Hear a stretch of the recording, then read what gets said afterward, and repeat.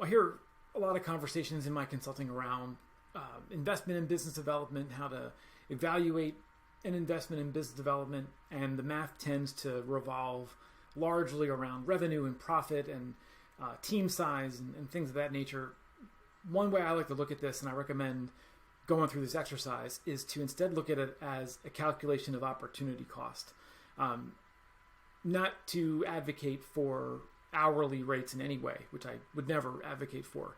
But if you just go on this exercise and imagine that the people contributing to business development bill at a certain hourly rate, and if it's an agency owner or principal, if it's someone in senior leadership, then that hourly rate is going to be extraordinarily high. It's going to be $250 an hour, $500 an hour, $1,000 an hour. Look at the basic blocking and tackling of your business development practice and ask yourself, is everything that's happening in that process something I would pay someone $250, $500, $1,000 an hour to do? Because if an agency owner is doing these things, no matter what they are, it's time not spent in other places where that billable value is crystal clear. Designing things, building things, coding things, working with clients, working with team, working on operations, the back office, all the things that people with a lot of responsibility have to manage. Every minute they're spending in business development is the minute they're not spending doing those other things.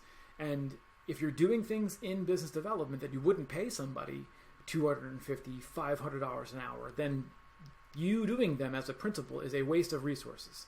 I think the critical thing to do once you identify that perhaps you don't have someone in the right role managing some of the administrative or tactical pieces of business development is to find someone that can offload some of those responsibilities.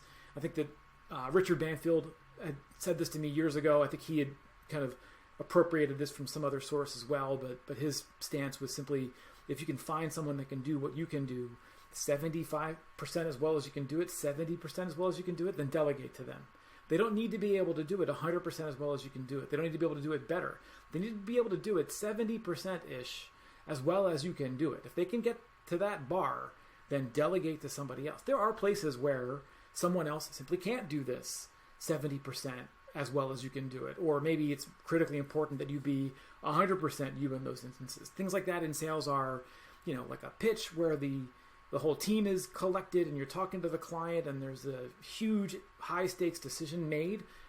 Then someone who bills at $500 an hour, $750 an hour, they have a role in that kind of interaction. If it's, by contrast though, scheduling meetings, booking travel, going through some of the real, nuts and bolts of sales, and that same $750 an hour person is handling those things, then that is a gross waste of resources, and you need to solve for that. I think that there's a lot of creative ways to solve for that, but the one that I am drawn to the most that I've seen be effective is, find a fractional support resource that you can hire for 10 or 20 hours a week that can handle the kinds of things that a skilled administrative assistant or an office manager or someone with just administrative experience can handle, and pay that person competitive to what the marketplace would offer. Pay them competitively. Like if that person would make, $70,000 or $60,000,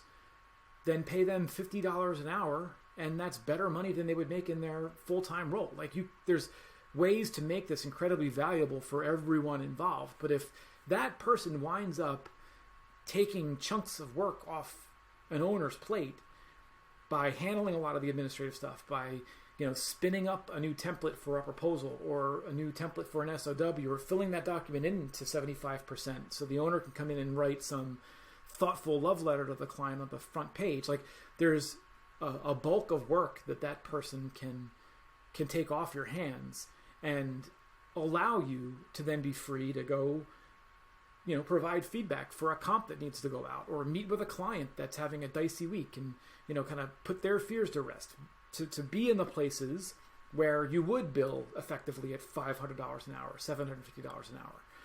So I think if you look at it as a calculation of opportunity cost, and you look at time as your most finite and valuable resource, which it is, then starting to make some smart decisions about where your time is invested, where you're replaceable, where you're hemorrhaging, opportunity value, is one of the ways you can tighten the screws in your biz dev practice and start to optimize, be smarter, be more effective, ensure that the right people are on the right chairs, and then just generally that your biz dev process is operating with an improved level of hygiene in that capacity. So hopefully that helps. I'm happy to get more into this and maybe some other subsequent videos to talk more about the way to calculate some of these things. But just at a high level, I think if we can start to embrace the math of opportunity cost as one of the critical drivers of how to look at resourcing towards business development, the blocking and tackling of business development, I think that it makes a lot of things much clearer.